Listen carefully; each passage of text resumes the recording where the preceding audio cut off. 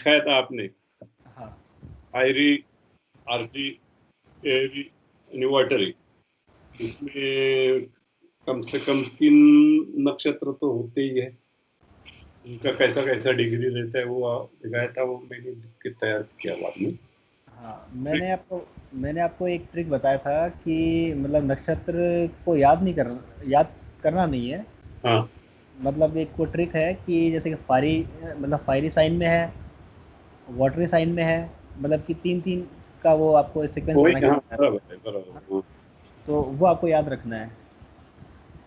हाँ, अभी अभी क्या है, इसका कैसा इम्पोर्टेंस है, कभी आएगा, ये मुझे अभी तक मालूम नहीं है ना पूरा। हाँ हाँ, नहीं नहीं नहीं, वो बिल्कुल आएगा सामने, नहीं तब नहीं, आपको मजा इसीलिए। आएगा। हाँ, बाकी कुछ नहीं है इसका, कभी इम्पोर्टेंस मुझे यूज करने का, कभी नहीं करने का, क्यों, कैसा याद करके क्या फायदा है, किधर फायदा है उसका, वो मुझे जब भी आपका प्रॉब्लम आ जाएगा तभी मालूम पड़ेगा। हाँ, नहीं वो देखिए, मैं एक थोड़ा सा लॉजिक बताता हूँ। जैसे कि मान लीजिए कि लग्न में हो चाहे किसी भी भाव में, हम्म, जैसे कि एक नंबर की राशि होगी, एरिस साइन होगा, हम्म, मतलब कि मेष राशि होगी, हम्म, तो उसमें या तो केतु का नक्षत्र आएगा, या वीनस का नक्षत्र आएगा, और या फिर सन का नक्षत्र आएगा। बराबर है। बिल्कुल।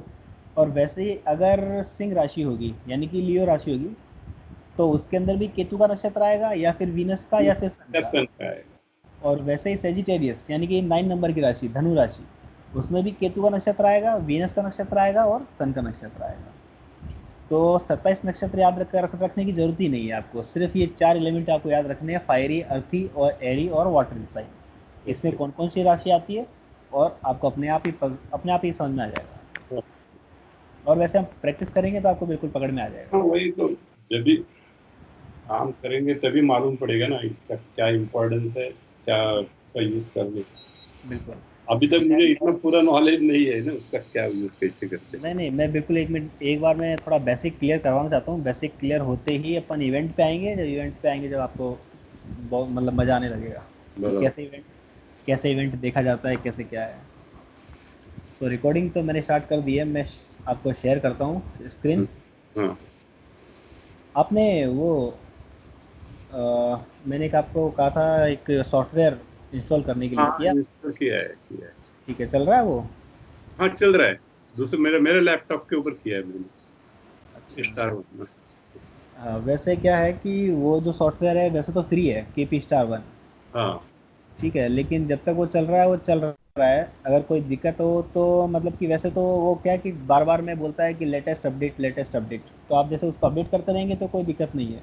अपडेट लेकिन किया, लेकिन अपडेशन हुआ नहीं अभी। लेटेस्ट अपडेट मे का है ना, हाँ एक मे का कुछ, 4 मे का कुछ है अपना जो ये अपडेशन, तो वो किया मैंने, हाँ लेकिन वो नहीं आया, फिर जूने पे चलता है वो। हाँ हाँ। तो अभी जैसे कि ये मेरी स्क्रीन पे आपको दिख रहा होगा हाँ, बड़ा बड़ा ये आप करते हैं कि मैं करूँ इधर से? नहीं नहीं, मेरा फुल स्क्रीन है, आप बड़ा करेंगे। आपका वो चैट हटा दो आप वहाँ से, तो फुल हो जाएगा। एक मिनट।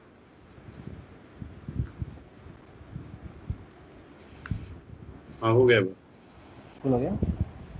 तो ये जो सॉफ्टवेयर है वो ट्रू एस्ट्रोलॉजी सॉफ्टवेयर है, और इसको ये क्लियरिटी बहुत है, उसको क्लियरिटी सब ब्लू कलर में है ना, तो आ, दिखने में बहुत, पढ़ने में बहुत तकलीफ होती है उसमें ना।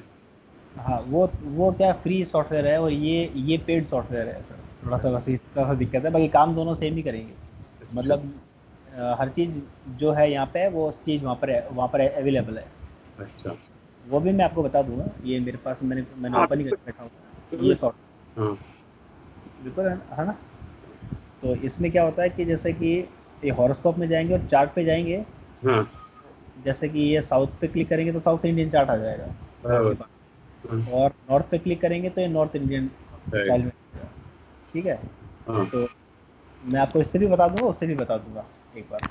वैसे मैं क्या है कि इस्तेमाल वही करता हूँ, क्योंकि मेरे को इजी पड़ता है ये वाला। कौन सा, ये ना ट्रू का? हाँ हाँ, ट्रू एस्ट्रोलॉजी मेरे को इजी पड़ता है। तो चलेगा ना हाँ, बाकी दोनों काम सेम ही करते हैं, ऐसा कुछ नहीं सेम ही काम करता है क्या? है। हाँ हाँ, बिल्कुल सेम। लेकिन ये क्योंकि पेड है ना? हाँ हाँ, ये पेड सॉफ्टवेयर है सर। इसका प्राइस कितना है उसका पेड में? इसका सर 7,500 रुपये प्राइस है, और लाइफ टाइम है ये। हाँ इसका कोई ऐसे कोई अपडेशन वगैरह नहीं है, बार बार में कोई अपडेशन नहीं करवाता ये। हाँ मतलब लाइफ टाइम है, और मतलब कि 1 यूज़र है, एक यूज़र के लिए लाइफ टाइम है। जब वन मशीन के ऊपर ही। हाँ, तो शुरू करते हैं। तो पिछले क्लास से कोई रिलेटेड कोई क्वेश्चन हो तो बताइए सर। क्वेश्चन वैसा तो नहीं, मुझे तो वो 2 रूल बताया उसमें हाँ उसका मालूम है मुझे, यानी ध्यान में आया। वो 12 किसी भी हाउस का 12वां हाउस वो निगेशन करता है यानी हानि करता है। हाँ, लेकिन मैं जो भी आप मैं मल्टीपल का जो बोला ना, तो मेरे ख्याल से वो एग्जाम्पल के टाइम में ही मुझे ध्यान में आएगा वो कैसा हाँ, मल्टीपल करता है वो। मल्टीपल का जो मैं बता देता हूँ आपको वापस, अभी मैं और क्लियर कर दूंगा। मल्टीपल का आप ये देखिए कि इसमें हर हर जगह काम में नहीं लेना है मल्टीपल का। हाँ बाकी जो 12वां भाव जो बताया था मैंने आपको, वो तो हर जगह काम में आएगा। हाँ वो, हाँ वही। हाँ, लेकिन मल्टीपल का जो है, मतलब कि जहाँ पे काम में आएगा मैं आपको क्लियर करूंगा कि यहाँ पे ये परफेक्ट काम करेगा। अच्छा। अब जैसे कि देखिए, हम्म, पहले वही क्लियर करवाता हूँ मैं। देखिए, एक मतलब कि ये रूल है कि किसी भी हाउस का 12वां भाव हम्म, उसकी हानि हानि करता है। बराबर। जैसे कि ये फर्स्ट हाउस है, हाँ। तो इसका ये 12वां भाव है, हम्म, तो ये लग्न की हानि करता है। मतलब कि ये सेल्फ है, तो सेल्फ की हानि करता है, मतलब व्यक्ति की हानि करेगा। अच्छा। ये ये सेकंड हाउस जो है वो परिवार है, तो हम्म, ये इसका 12th हाउस हो गया, फर्स्ट हाउस। हम्म, तो ये अगर ये परिवार है तो ये सिंगल हो गया, हाँ। तो परिवार की हानि कर रहा है और खुद सिंगल हो गया व्यक्ति। अच्छा। तो वैसे ही जैसे कि ये फिफ्थ हाउस है, हम्म, और फिफ्थ हाउस से अगर हम चाइल्ड बर्थ की बात करें, हम्म, तो फोर्थ हाउस जो है उसका 12वां है, तो फोर्थ हाउस जो है वो फिफ्थ हाउस को नेगेट करेगा। अच्छा। फोर्थ हाउस यानी फोर्थ हाउस आया उसमें हाँ जब। हाँ, अगर रूल में आए तो मैं सिर्फ बता रहा हूँ कि फोर्थ जैसे कि नेगेट किस प्रकार से कर रहा है। जब रूल है वो, जब रूल हाँ वो हाँ ध्यान में आया मेरे को, लेकिन जब भी मैं वही बोला आपको कि जब भी हम लोग प्रॉब्लम सॉल्व करेंगे तभी पूरा हाँ मालूम। हाँ हाँ, बिल्कुल बिल्कुल। वैसे ही मतलब कि 12 भाव जो है वो हर भाव की आपने हानि बताया कर। रोग को निगेट करेगा तो रोग कम हो जाएगा। हाँ हाँ, बिल्कुल। जैसे कि ये रोग है, और ये फिफ्थ हाउस जो है वो इसका 12वां है, तो ये रोग को नेगेट कर रहा है। लेकिन सिक्स हाउस जो है वो नौकरी भी है, हम्म। तो ये नौकरी के लिए भी बेकार है। अच्छा। हाँ, ये भी है। मतलब कि ये सिक्स हाउस जो है नौकरी है, तो जब नौकरी के जॉब लिए। जब भी 5वां घर आया उसमें तो थोड़ा पीछे पड़ेगा क्या, ऐसा होता हाँ हाँ, बिल्कुल। जैसे कि कोई जातक है और उसकी नौकरी नहीं लग रही है और फिफ्थ हाउस एक्टिवेट है, है? तो हाँ। उस केस में उसको नौकरी नौकरी लगने नहीं देगा ये। अच्छा अच्छा। और मैं जैसे रू जब अपन प्रैक्टिस करेंगे तब मैं आपको बहुत अच्छी तरह क्लियर करूंगा ओके। कि जब भी जैसे कि कोई भी व्यक्ति नौकरी कर रहा है और फिफ्थ हाउस आ गया और एट्थ हाउस जो है, ये दोनों एक्टिव हो गए, तो उस व्यक्ति की नौकरी चली जाती है उस केस में। हम्म। तो वो अच्छा। वो जब अपन रूल में आएंगे जब देखेंगे, मतलब हर हाउस जो है हाँ अच्छा भी है और बुरा भी है। बराबर है। ठीक है, तो शुरू करते हैं देखिए आज का। हाँ तो देखिए सर, ये फर्स्ट हाउस से शुरू करता हूँ मैं। ये फर्स्ट हाउस जो है वो सर सेल्फ है। हाँ। जहाँ जहाँ पर भी सेल्फ की बात आएगी तो कहीं ना कहीं समस्या जरूर आएगी। कहने का मतलब ये है कि हर जगह सेल्फ ठीक नहीं है। हम्म, जैसे कि मान लीजिए कोई नौकरी की बात करें, और अगर फर्स्ट हाउस आ जाए, तो नौकरी में जीन जोरी करनी पड़ती है, अपनी मर्जी नहीं चलती है। हाँ बॉस बॉस की मर्जी चलेगी, जो बॉस कहेगा वही बराबर वही है। करना पड़ेगा। तो फर्स्ट हाउस कई जगह अच्छा भी है, कई जगह बुरा भी है। तो फर्स्ट हाउस से हम सेल्फ देखते हैं, खुद के बारे में। ठीक है। हम्म, और फर्स्ट हाउस जो है वो नेचुरल हेल्थ भी है, हमारी हेल्थ भी फर्स्ट हम्म, हाउस से देखते हैं। वैसे हेल्थ जो है हम सिक्स हाउस से देखते हैं, हम्म, लेकिन फर्स्ट हाउस जो है वो हेल्थ भी हम्म, हम देखेंगे फर्स्ट हाउस से। हम्म, सेकंड हाउस पे चलते हैं। सेकंड हाउस जो है वो हमारे परिवार का है, हमारी स्पीच है, हमारी बोलने की कला, हम्म। वाक हमारी वाक सिद्धि। कम्युनिकेशन कम्युनिकेशन भी आया ना उसमें। नहीं नहीं नहीं, अभी कम्युनिकेशन नहीं। मतलब कि सेकंड हाउस जो है वो परिवार है, हाँ, हमारी हमारी स्पीच है, बोलने की शक्ति, अच्छा। हमारी वाक सिद्धि। हम्म, ठीक है। और सेकंड हाउस जो है वो फाइनेंस भी है बराबर, धन है। हमारा। ठीक है, सेकंड हाउस जो है वो हमारा बैंक बैलेंस भी है। बराबर। ठीक है। Third house, third house generally आपने सुना होगा, मतलब कि वैदिक में बोला जाता है कि थर्ड हाउस पराक्रम है। पराक्रम, बराबर है। ठीक है। हम्म, लेकिन थर्ड हाउस जो है वो पराक्रम ही नहीं है, हम्म, थर्ड हाउस जो है वो हमारे सिबलिंग्स भी है, मतलब कि छोटे भाई बहन। अच्छा। मैंने आपको बताया था कि कैसे मतलब कि मल्टीपल का योग बनता है। जैसे कि मान लीजिए कि ये फर्स्ट ये हाउस है, क्या है? ये ये सिंगल है। लग्न, ये लग्न है। तो लग्न से आप 3 भाव पीछे जाएंगे, हम्म, तो 1 2 और 3, ये 11 भाव। हम्म, तो 11 भाव से आपके बड़े भाई बहन देखेंगे, हम्म, मतलब किसी भी जातक के बड़े भाई बहन। तो इससे आगे आएंगे तो मतलब कि बड़े भाई बहन के अंदर आपका अपडेशन हुआ, आप ऐड हुए, एडिशन हुआ, आपका एडिशन हुआ। हम्म, और इससे जब तीसरा जाएंगे, फर्स्ट सेकंड थर्ड, तो ये आपके छोटे भाई बहन, मतलब कि आपके छोटे भाई बहन आप में एडिशन हो गए। अच्छा। हाँ, ये अभी मल- रहता है। ये मल्टीपल है। जैसे कि मान लीजिए ये सेकंड हाउस जो है वो बैंक बैलेंस है, हम्म, या मान लीजिए कि ये परिवार है, तो इसका थर्ड हाउस फोर्थ हाउस हो गया। हाँ, तो फोर्थ हाउस जो है ये,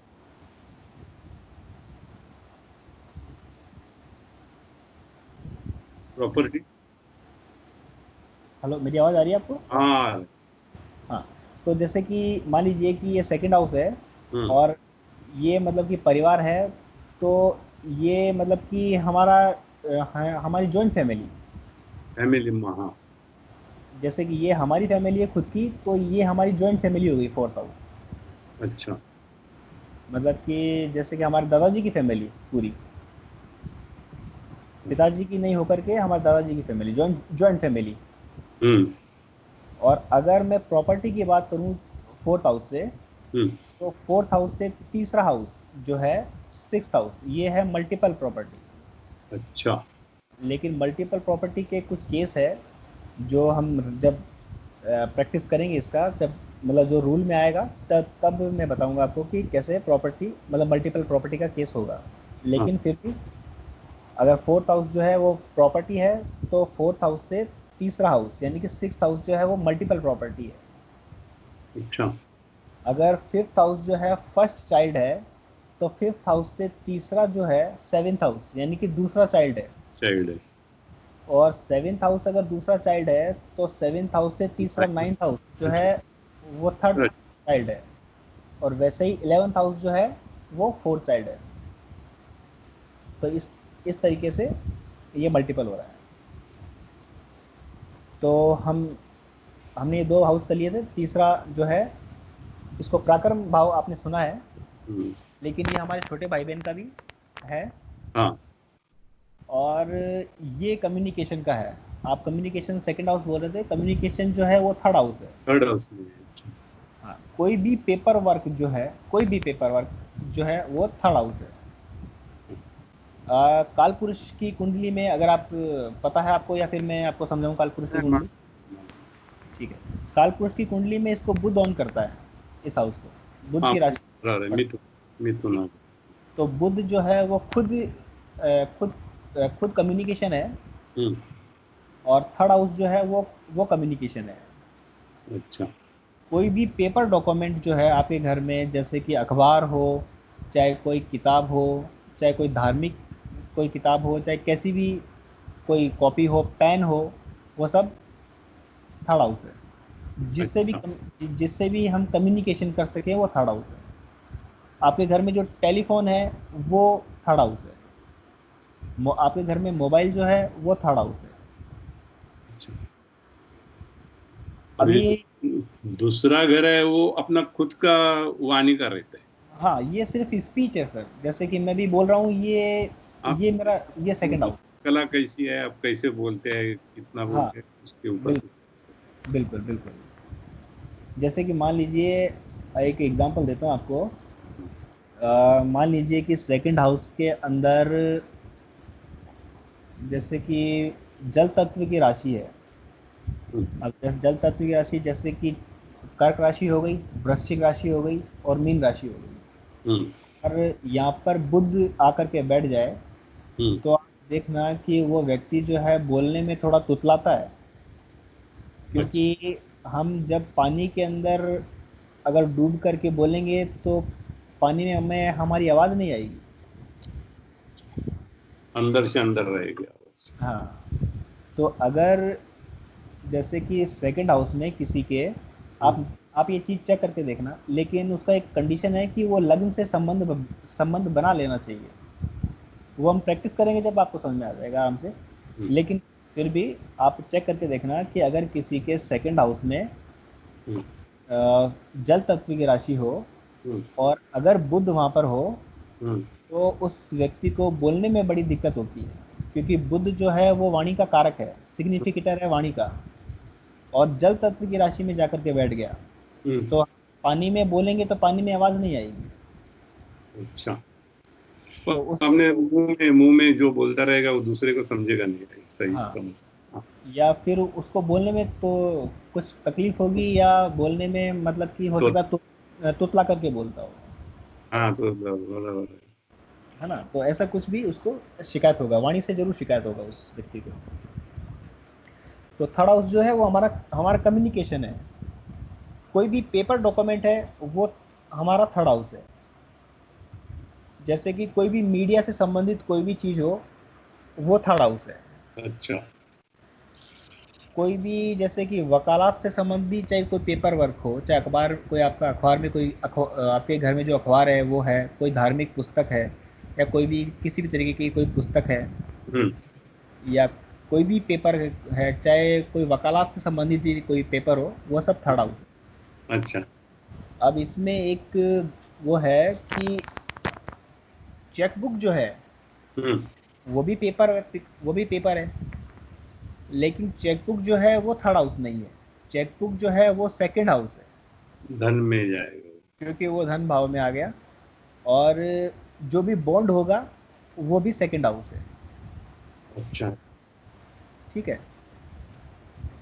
कोई भी मतलब कि धन से संबंधित कोई भी बॉन्ड होगा वो सेकंड हाउस है। और जैसे चेक बुक जो है वो भी सेकंड हाउस है, तो चेक बुक को आप मतलब थर्ड हाउस नहीं लेंगे कभी भी। और कोई भी जैसे कि पैसों से संबंधित कोई भी बॉन्ड होगा बैंक उसका, वगैरह सब सेकंड हाउस हाँ, में जाएगा। हाँ, वो सब सेकंड हाउस में जाएगा। बाकी और सब कुछ कम्युनिकेशन से संबंधित कुछ भी हो वो थर्ड हाउस है। फोर्थ हाउस जो है वो भूमि है, हमारा घर है, हमारी माता को हम फोर्थ हाउस से देखेंगे। हमारे घर में जो गाड़ी है, वाहन है, हम्म, वो, प्रॉपर्टी। हाँ, प्रॉपर्टी जो है वो फोर्थ हाउस है। जो भी स्टोरेज है वो फोर्थ हाउस है। जो भी आपके कब्जे में आ जाए, कोई भी चीज़ जो है वो आपके कब्जे में आ जाए हम्म, वो फोर्थ हाउस है। ओके। आप जैसे कि कोई भी चीज़ घर मतलब बाहर से लेकर के अपने घर में आएंगे, चाहे कोई भी चीज़ हो, वो हम्म, सब फोर्थ हाउस है। क्योंकि वो आपके कब्जे में है। हम्म, मान लीजिए कि एक घर है जिसके अंदर 4 भाई रहते हैं हम्म, और जॉइंट फैमिली में रहते हैं, हम्म, और चारों भाइयों को एक एक कमरा दे रखा है। तो अगर वो हमको कोई भी अपना चार्ट दिखाता है, अपनी कुंडली दिखाता है, तो उसका जो कमरा होगा, क्योंकि वो उसके कब्जे में है, पूरा घर उसके कब्जे में नहीं है, हम्म, तो उसका जो कमरा होगा वो उससे हम फोर्थ हाउस देखेंगे। फोर्थ हाउस उसके कमरे के लिए देखेंगे हम, अच्छा। क्योंकि उसके कब्जे में सिर्फ उसका कमरा ही है अभी, क्योंकि वो जॉइंट फैमिली में रहता है ना। हम्म, तो कोई भी सामान अपने कब्जे में आ जाना, ये फोर्थ हाउस है। और फोर्थ हाउस जो है वो प्राइमरी एजुकेशन है। हम्म, जब एजुकेशन का पार्ट आएगा तो फोर्थ हाउस हम कवर करेंगे। तो फोर्थ हाउस जो है वो प्राइमरी एजुकेशन है। फिफ्थ हाउस जो है वो नेचुरल क्रिएटिविटी है।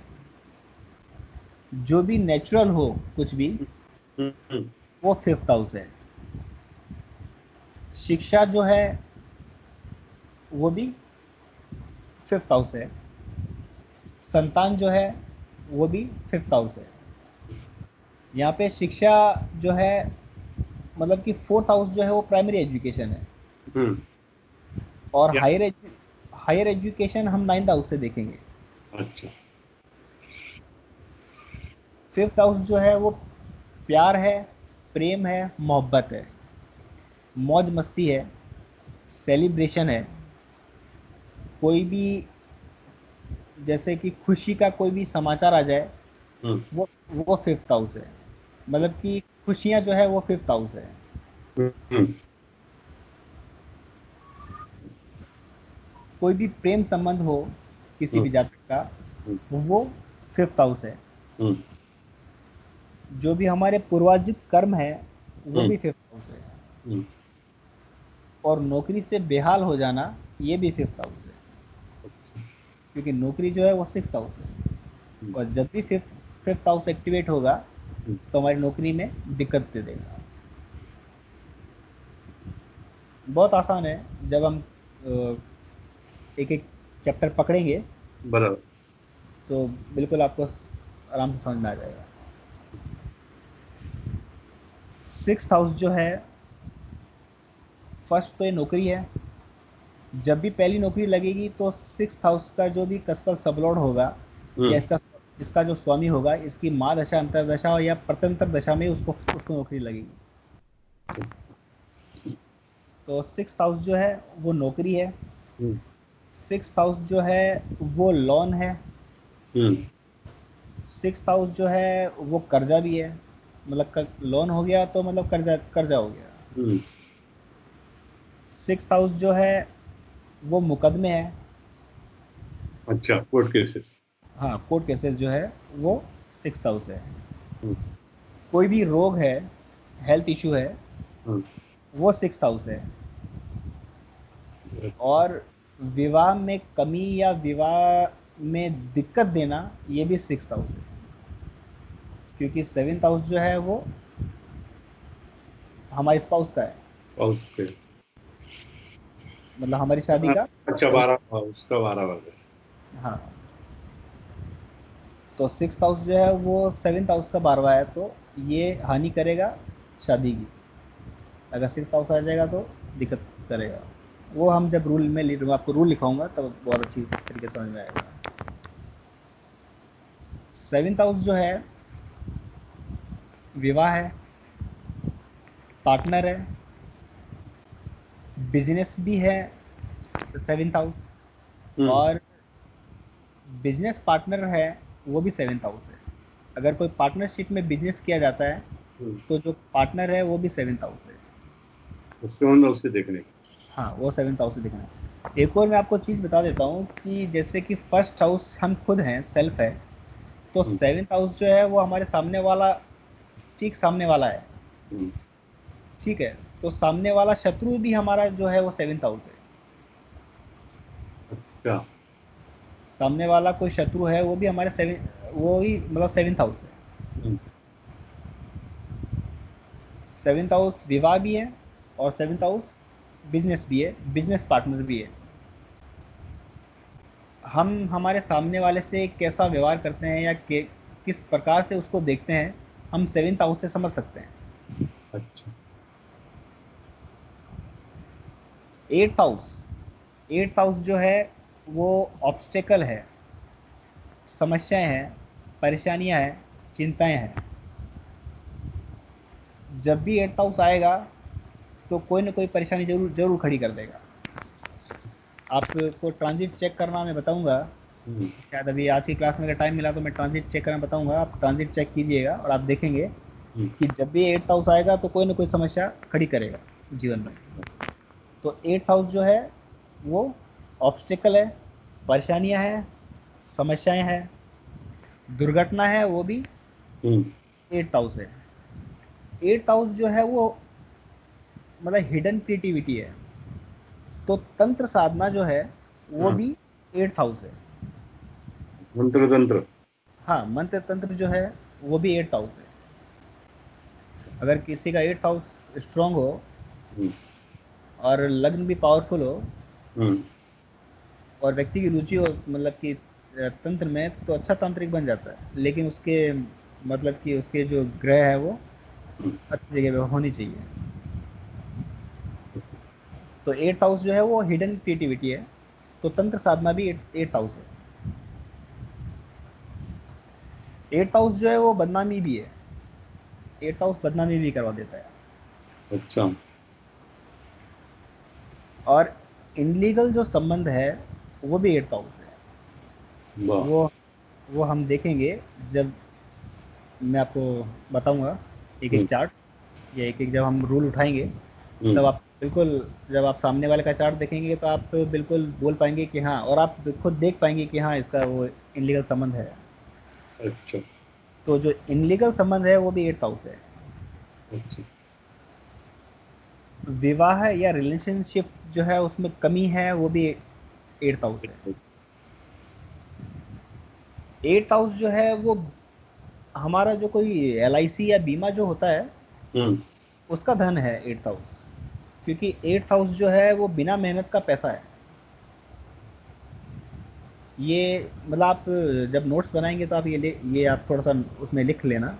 हम्म, वैसे तो मैं बहुत बार आपको क्लियर करवाऊंगा ये चीज़ें। तो जो हम LIC वगैरह करवाते हैं या हम्म। कोई बीमा वगैरह करवाते हैं। मैं पढ़ा वो, लेकिन हाँ मुझे उसमें डाउट क्यों आता है। जी। बीमा, आई एग्री। जो इंश्योरेंस बोला ना, इस हाँ अनएक्सपेक्टेड मनी जो बोलते हैं ना, हाँ बराबर है ना। हाँ अनएक्सपेक्टेड मनी, हाँ हाँ जो बिल्कुल। एक्सपेक्ट नहीं। लेकिन बीमा तो हम लोगों ने पैसा भरा हुआ है ना उसमें।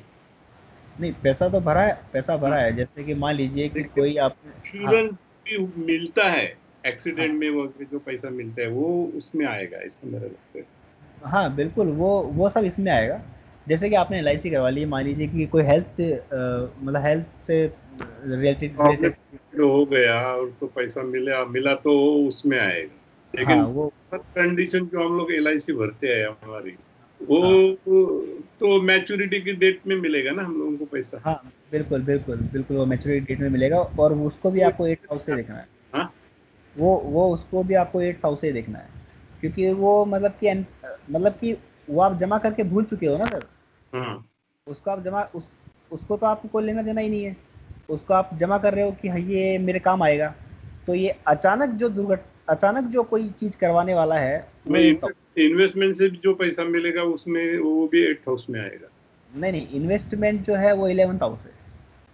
मतलब जो इन्वेस्टमेंट है, राइट इन्वेस्टमेंट है, वो हाँ, 11th हाउस है। लेकिन जैसे कि हमने कोई LIC या बीमा जो भी करवा रखा है, हम्म, वो वो उसका जो धन है वो 8th हाउस है। हम्म, हमारे जो शादी हुई और उसमें कोई दहेज जो हमें प्राप्त हुआ, वो भी 8th हाउस है। क्योंकि 8th। वो अनएक्सपेक्टेड गेन है। हाँ, और आने। ठीक है। तो उससे जो भी प्राप्त होगा वो 8th हाउस है।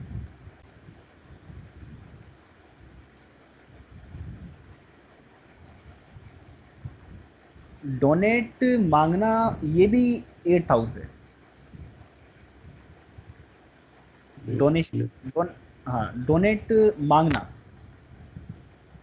डोनेट करना नहीं, डोनेट मांगना। नहीं, करना नहीं, करना तो एक्सपेंडिचर हो गया, ये इसमें मिलता है ना पैसा। हाँ, तो डोनेट मांगना ये भी 8th हाउस हो गया। हम्म, मतलब कि अचानक धन की प्राप्ति होगी, वो 8th हाउस करवाएगा। और डोनेशन जो करना है वो 9th हाउस है। दान अग- दो। हाँ, अगर आप किसी को गिफ्ट भी दे रहे हैं वो भी 9th हाउस है। लाइफ में कोई भी चेंजेस जो आता है वो हम्म, 9th हाउस। अच्छा, एक मैं बात बताना भूल गया था। हम्म, 3rd हाउस जो है वो शॉर्ट ट्रेवल है। अच्छा। छोटी छोटी यात्रा, शॉर्ट ट्रेवल जो है वो third third house. Third house है। और लॉन्ग ट्रेवल जो है वो 9th हाउस है।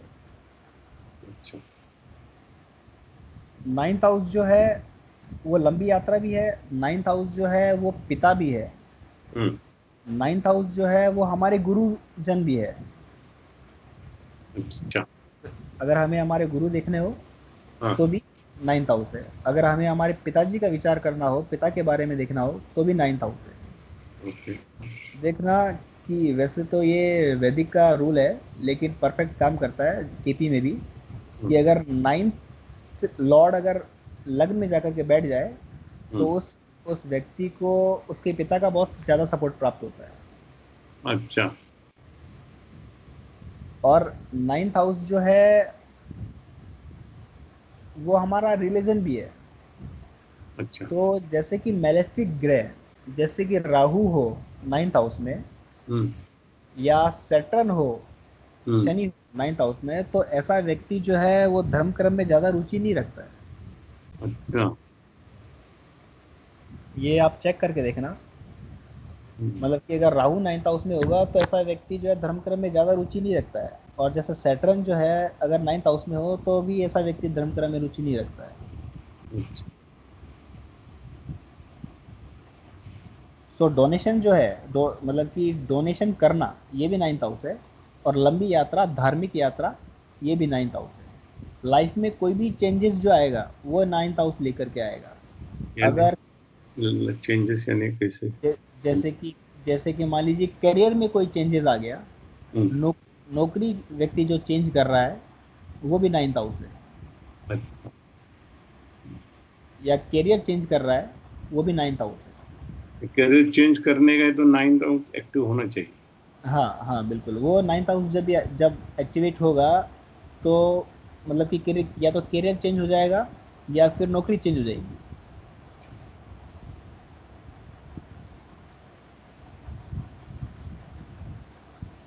अच्छा, 9th हाउस में एक और की चीज़ मैं बता रहा था आपको अभी।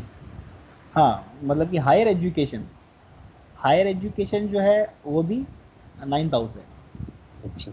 मैं मतलब कि जैसे जैसे मेरे को याद आ रहे हैं सिग्निफिकेटर, मैं वैसे वैसे आपको बता रहा हूँ। हम्म। आप ये चीज़ें नोट डाउन करके रखना। एक चीज़ में वैसे तो मैं आगे आपको बताऊंगा जब हम 4th हाउस करेंगे डिटेल से, एक एक हाउस हम डिटेल से करेंगे। हम्म। लेकिन अभी जैसे कि मेरे को याद आ गया तो मैं बता रहा हूँ हम्म। कि देखिएगा आप किसी की भी चार्ट में, हम्म। अगर अगर मून 9th हाउस में हो, चंद्रमा अगर 9th हाउस में हो, तो ऐसा जातक या तो हायर एजुकेशन में सब्जेक्ट चेंज कर लेता है, हम्म। या फिर एजुकेशन ब्रेक कर लेता है। ये आपको एक नहीं 1000 चार्ट में देखने को मिलेगा। जब भी चंद्रमा किसी के भी चार्ट में हम्म। 9th हाउस में होगा हम्म। तो या तो व्यक्ति हायर एजुकेशन में सब्जेक्ट चेंज कर लेता है या फिर एजुकेशन ब्रेक कर लेता है। उसका जो लाइन उसने पकड़ा है वो डाइवर्ट करके दूसरी लाइन पकड़ती है, ऐसा ही हो हाँ, गया ना मतलब उसका। नहीं नहीं, जैसे कि मान लीजिए कि 12th के बाद में उसने सब्जेक्ट चेंज कर लिया हम्म। नहीं, उसके। 12 के बाद में वो साइंस लेने का उसने सोचा था, हाँ वो कॉमर्स को गया। हाँ बराबर है ना? हाँ, या तो ये हो जाएगा, और या फिर मतलब कि पावरफुल तो ये होगा। पावरफुल मैं बता रहा हूँ आपको कि ऐसे व्यक्ति की हायर एजुकेशन जो है ना वो ब्रेक हो जाती है। अधिकतर ये देखने में आया है। ब्रेकअप होता है क्या? हाँ, क्योंकि 9th हाउस जो है वो मैंने बताया ना आपको, 9th हाउस जो है वो चेंजेस है। खून आया तो? हाँ, और मून अगर आपके 9th हाउस में होगा, ये मतलब वैदिक का रूल है जो केपी में परफेक्ट काम करता है। और आपको एक एक नहीं 1000 चार्ट में देखने को मिलेगा ये। मैंने मतलब कि बहुत से चार्टों में देख करके, मतलब मेरे को तो मेरे गुरु, आधा एजुकेशन छोड़ देते हैं, वही है क्या? वही, हाँ हाँ बिल्कुल बिल्कुल बिल्कुल। मतलब इनकी एजुकेशन पूरी हो नहीं पाती है जब भी चंद्रमा 9th हाउस में आ जाएगा। तो उसकी रेमेडी है, रेमेडी करवा सकते हैं हम। अच्छा। लेकिन अगर व्यक्ति सही टाइम पे आ जाए तो, बराबर। अगर सही टाइम पे आ जाए तो, और जैसे कि उसने मतलब एक पड़ाव पूरा पार कर लिया है, और हाँ। उसके बाद में तो फिर एजुकेशन का कोई मतलब ही नहीं बनता है। तो एजुकेशन में डिफिकल्टीज आती है और वो छोड़ देता है वो लाइन, हाँ ऐसा ही। हाँ बिल्कुल। हम्म। मतलब हाँ, मतलब कि पावरफुल तो आप ये समझिए कि जब भी चंद्रमा 9th हाउस में होगा हम्म। तो ऐसा व्यक्ति का जो हायर एजुकेशन है वो ब्रेक हो जाएगा। अच्छा। और मतलब कि एक शॉर्ट प्रिडिक्शन है कि मतलब कि अगर ऐसा नहीं हुआ होगा तो उसने जरूर अपना जो सब्जेक्ट है चेंज कर लिया होगा।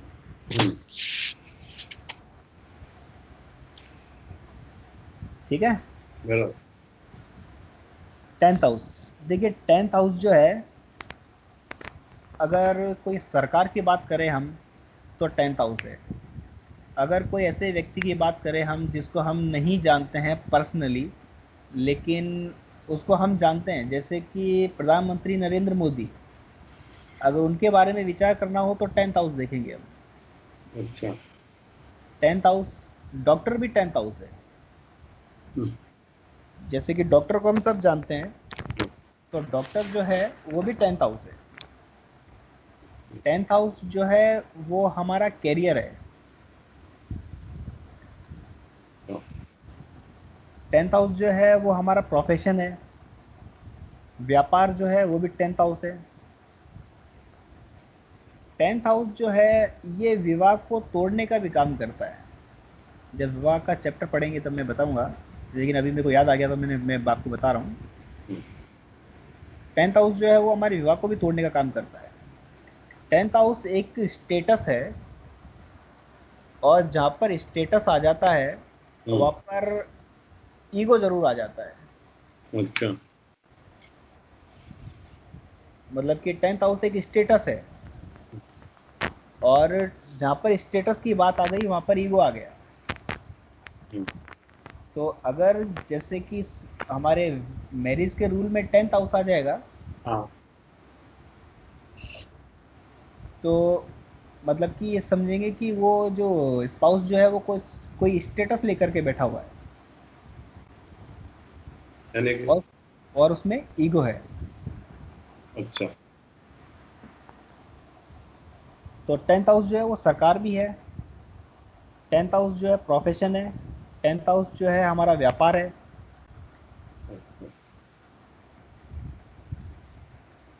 10th हाउस कैरियर है। क्लियर है।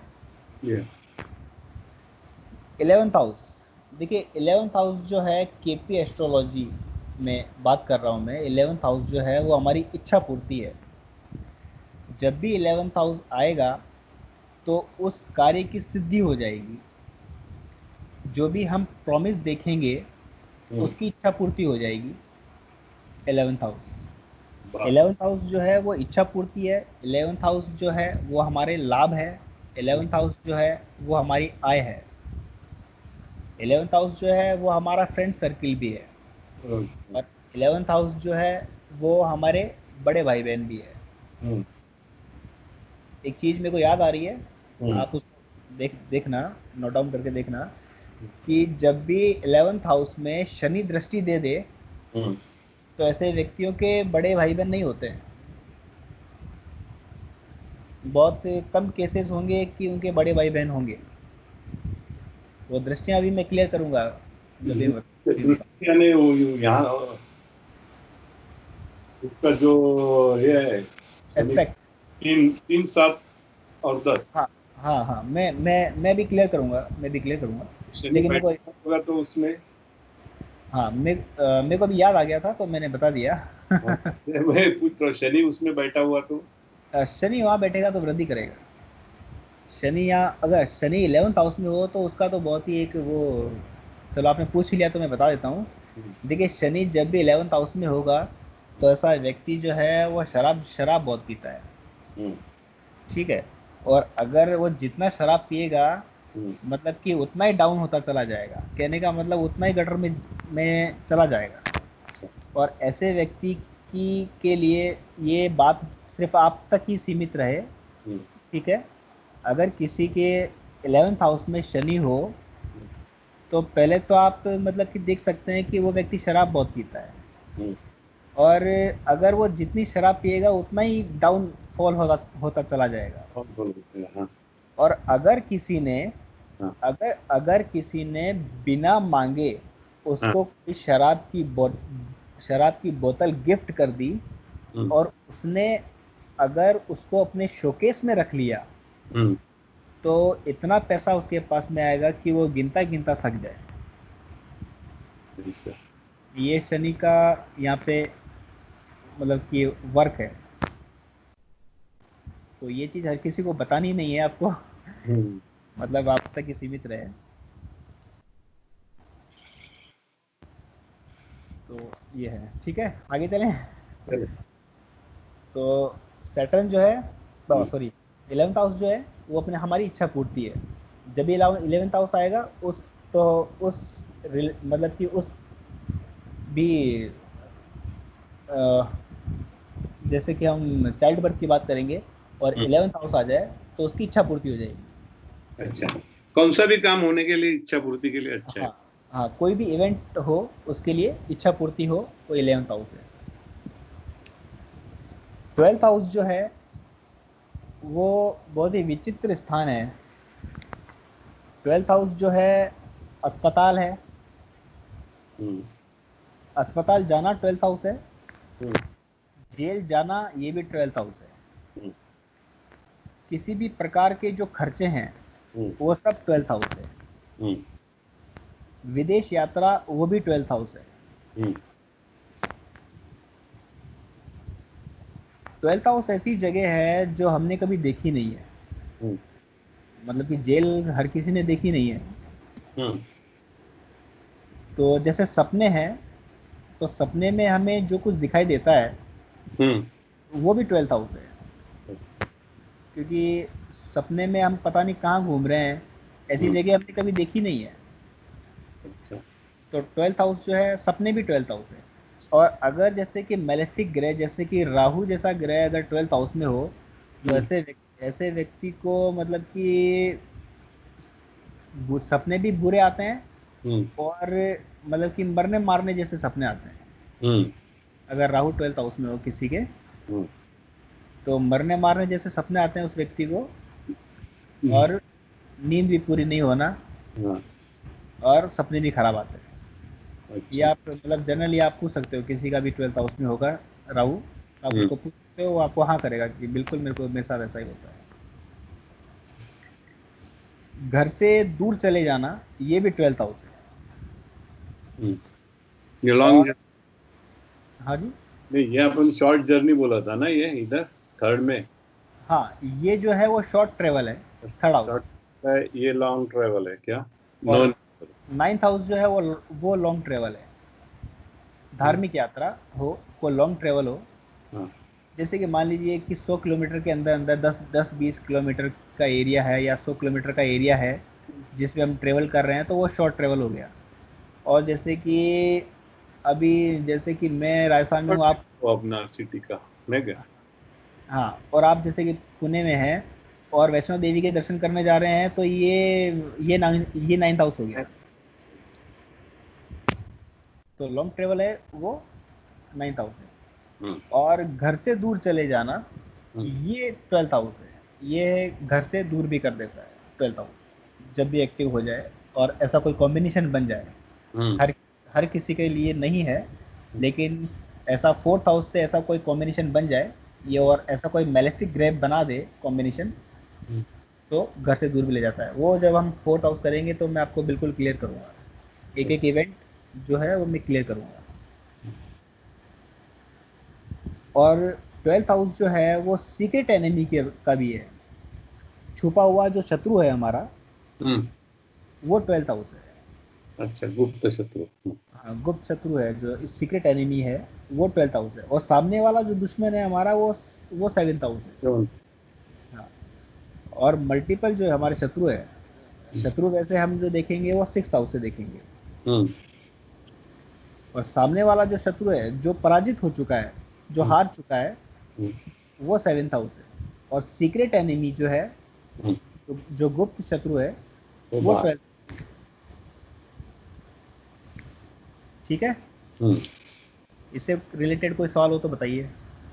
मैं इसमें कुछ कर देंगे, क्योंकि अभी प्रॉब्लम जब सॉल्व करेंगे तभी भी कुछ। हाँ, हाँ, बिल्कुल। अभी तो देखिए, आपने जो हाँ, समझा है वो समझ गया है। हाँ, देखिए, एक ही जो हाउस, कोई सा भी हाउस हो, एक हाउस के हजारों सिग्निफिकेटर है, हम्म। और एक ग्रह के हजारों सिग्निफिकेटर है। हम्म। जैसे जैसे हम इवेंट करेंगे वैसे वैसे मैं आपको सिग्निफिकेटर बताते जाऊंगा, आपको वैसे याद हो जाएगा। ठीक है, हाँ, अब एक बार हम दृष्टियां समझ लेते हैं। अच्छा। वैसे आपको पता है, लेकिन मेरी ड्यूटी है बताना। सो दृष्टियां हम समझ लेते हैं एक बार। इससे पहले मैं एक चीज़ आपको बता देता हूँ।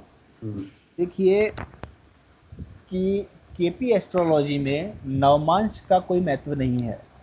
हाँ, ठीक है, आपको नवमांश चार्ट नहीं देखना है। आपके इसमें अभी आपके पास में ये वाला केपी स्टार 1 है, इसलिए मैं इसी में आपको बता रहा हूँ हम्म, कि आप व्यू हॉरोस्कोप में जाएंगे।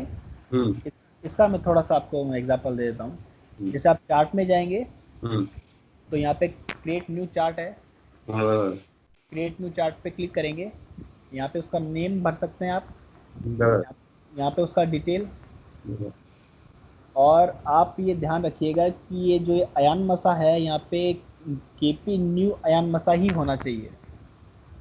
ठीक है, इसका थोड़ा सा आप ध्यान रखना हम्म, इस वाले सॉफ्टवेयर में, कि जब भी आपके वैसे सॉफ्टवेयर में ये जो अभी लेटेस्ट जो अपडेशन होगा उसमें केपी न्यू अयान मसा ही होगा। हम्म, फिर भी आप चेक कर लेना एक बार। हम्म, जब भी आप क्रिएट चार्ट करेंगे हम्म, तो यहाँ पे केपी न्यू अयान मसा होना चाहिए। अच्छा। ठीक है, बाकी ये अपना होरारी का पार्ट आ जाएगा। अपन होरारी जब करेंगे तो वो तब की तब करेंगे, तब बात की वो बात है। एक्टिवेट करेंगे। ठीक है, तब तक आपको नीचे कुछ भी नहीं छेड़ना है। हम्म, ठीक है, और उसके बाद में जैसे कि व्यू हॉरोस्कोप में जाएंगे और चार्ट देखेंगे हम्म, तो ये आपके पास में एक बॉक्स आएगा। ये साउथ इंडियन है हम्म, तो इसको आप नॉर्थ इंडियन कर लेना। हम्म, तो बीच में जो आ रहा है वो नवमांश चार्ट है। बराबर, उसको निगलेक्ट करने का। हाँ, इसको नेगलेक्ट करना है। अब हमारा मतलब केपी में नवमांश का कोई महत्व नहीं है। जो भी होगा हम भाव चलित से ही देख लेंगे। हम्म, जो इसमें दिखाई देगा वो हम यहीं से देख लेंगे। हम्म, ठीक है, इसमें हमको सिर्फ सिर्फ और सिर्फ दो चार्ट पे फोकस करना है। एक तो राशि चार्ट एक बहुत चलिए। और एक भाव चलित चार्ट। इन दोनों में डिफरेंस क्या है? डिफरेंस ये है, मैं भी आपको एक एग्जांपल भी बताऊंगा। हम्म, देखिए होता क्या है, पहले तो इनके दोनों के मैं रूल बता देता हूँ। हम्म, राशि चार्ट में हम जो भी प्लैनेट्स होंगे हम्म, उनकी युति और दृष्टि यानी कि कंजंक्शन और एस्पेक्ट देखेंगे। हम्म, सिर्फ सिर्फ और सिर्फ कंजंक्शन और एक्सपेक्ट देखेंगे राशि चार्ट से, और कोई लेना देना नहीं है हमको। और बाकी जो भी होगा वो हम भाव चलित से देखेंगे। किसी भी प्लेनेट की पोजीशन जो है वो हम भाव चलित से देखेंगे, हम्म, और उसकी जो ऑनरशिप है वो हम भाव चलित से देखेंगे। हम्म, जैसे कि अभी अभी ये रैंडमली चार्ट बना हुआ है, हम्म, इसमें मंगल जो है, मार्स जो है वो फर्स्ट हाउस में है। तो हम्म, इसकी जो पोजीशन है वो हम्म, फर्स्ट हाउस है। अभी हम्म, मैं इसको आगे अच्छी तरह क्लियर करूँगा। अभी मैं क्लियर करूँगा, बाकी मैं पहले एक बार वो बता देता हूँ। तो युति और दृष्टि जो है वो हम राशि चार्ट से देखेंगे। हम्म, कंजंक्शन और एक्सपेक्ट, सिर्फ और सिर्फ कंजंक्शन और एक्सपेक्ट राशि चार्ट से देखेंगे। बाकी जो भी है वो हम भावचली से देखेंगे। जैसे कि प्लेनेट का पोजीशन जो है वो भावचली से देखेंगे, हम्म, और प्लेनेट की जो ऑनरशिप है वो भावचली से देखेंगे। हम्म, ठीक है, क्लियर है सर यहाँ तक? तो एक बार मैं एक्सपेक्ट क्लियर करवाता हूँ, उसके बाद में अपन चलते हैं। ये मैंने विश्वंतरी का क्रम दशा ही लिख रखा है। हम्म, ठीक है, इसमें एक तो केतु और एक ये राहु। केपी एस्ट्रोलॉजी में हम्म, राहु और केतु के एस्पेक्ट नहीं लिए जाते हैं। अच्छा। ठीक है, वैदिक एस्ट्रोलॉजी जो है वो एस्पेक्ट लेती है इसके, लेकिन केपी एस्ट्रोलॉजी में राहु और केतु के एस्पेक्ट यानी कि दृष्टियां नहीं लेनी है। हम्म, वो सिर्फ और सिर्फ एक ही केस में ली जाती है, जब हम आरपी करेंगे यानी कि रूलिंग प्लैनेट जब हम निकालेंगे हम्म, तभी हम राहु और केतु के एक्सपेक्ट मतलब कि दृष्टियां लेंगे। इसके अलावा हम कभी भी राहु केतु की दृष्टियों को काम में नहीं लेंगे। ठीक है। वैसे देखिए एक चीज़ मैं आपको बता देता हूँ कि केपी एस्ट्रोलॉजर जो है वो सिर्फ मतलब केपी एस्ट्रोलॉजी ही बताते हैं, लेकिन मेरे सामने अगर जैसे कि कोई वैदिक का कोई रूल आ गया तो मैं आपको वो वैदिक डिक्लेयर करूँगा। ठीक है। तो आपको जो प्रिडिक्शन जो है वो प्रिडिक्शन करने में बड़ी ही आसानी होगी। मतलब कि जो कोई रूल है जो वैदिक में जो काम कर रहा है और केपी में 100% काम कर रहा है, तो वो मैं आपको ज़रूर बताऊंगा इसमें। तो वीनस जो है, शुक्र जो है, इसके पास में एक तो इसकी खुद की दृष्टि है, पहली फर्स्ट दृष्टि है, और एक 7th दृष्टि है, अपनी 7वीं दृष्टि है। सूर्य जो है इसके पास अपनी पहली दृष्टि है और 7वीं दृष्टि है, ये अपनी 7वीं दृष्टि से देखता है। मून जो है इसके पास में अपनी पहली दृष्टि है और 7वीं दृष्टि है, ये अपनी 7वीं दृष्टि से, ये भी 7वीं दृष्टि से देखता है। मार्स जो है, मंगल जो है, इसके पास पहली दृष्टि है एक, दूसरी इसके पास एक चौथी दृष्टि भी है, इसके पास एक 7वीं दृष्टि भी है, और इसके पास में एक 8वीं दृष्टि भी है। ठीक है। तो मंगल जो है वो अपनी चौथी दृष्टि से भी देखता है, 7वीं दृष्टि से भी देखता है और 8वीं दृष्टि से भी देखता है। राहु की दृष्टि हम नहीं लेंगे। जुपिटर जो है अपनी पहली दृष्टि से देखता है, अपनी 5वीं दृष्टि से देखता है, 7वीं दृष्टि से देखता है और 9वीं दृष्टि से देखता है।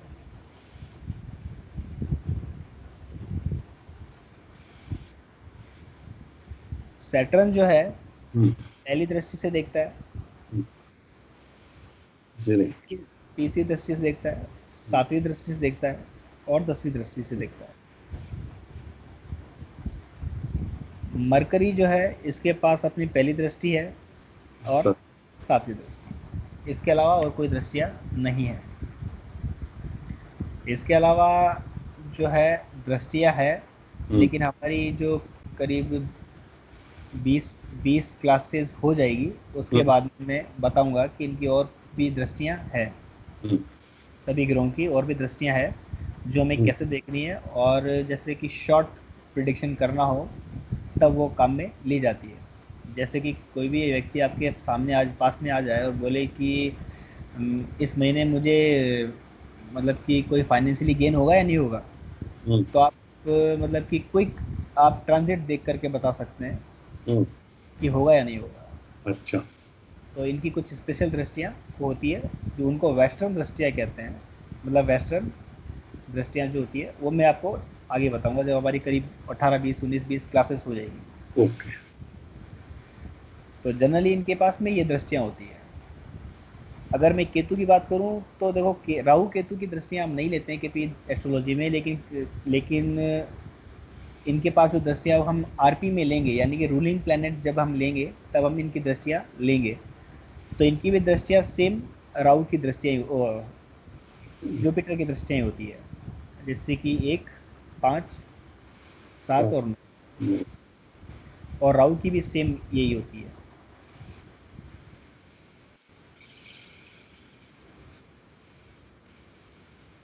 सेम है। सेम, हाँ। जुपिटर, राहु और केतु की सेम दृष्टियाँ होती है, लेकिन राहु केतु की दृष्टियाँ आपको नहीं लेनी है। ठीक है। यहाँ तक कोई सवाल है तो हो तो बताइए सर। एक वैदिक का रूल है जो केपी में भी बिल्कुल परफेक्ट काम करता है कि गुरु जिस भाव में बैठता है उस भाव की हानि कर देता है, और जिस भाव को देखता है उस भाव में वृद्धि कर देता है। और सैटर्न जो है, शनि जो है, जिस भाव में बैठेगा उस भाव की वृद्धि कर देगा, और जिस भाव को देखेगा उस भाव की हानि कर देगा। ठीक है। ये मेरे को याद आ गया तो मैंने आपको यहाँ बता दिया, जो यहाँ पे भी केपी में भी ये परफेक्ट काम करता है। यहाँ पे 1 मिनट में 2 मिनट का ब्रेक लूँगा सर। चलेगा। हाँ मैं भी जरा पानी के टॉयलेट जा। हाँ बिल्कुल सर।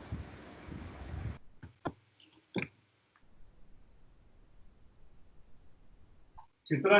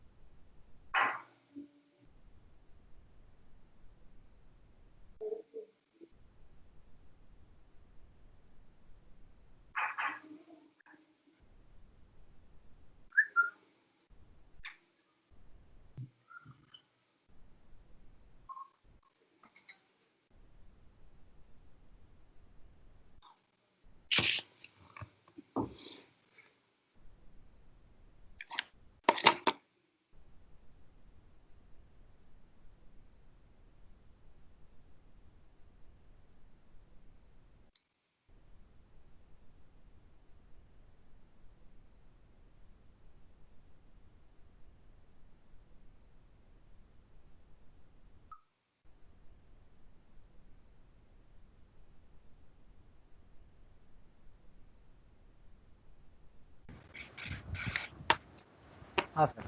हाँ वो क्या है कि आपके बैच में सिर्फ आप अकेले हैं ना, हाँ तो मैं क्या ब्रेक ले लेता हूँ।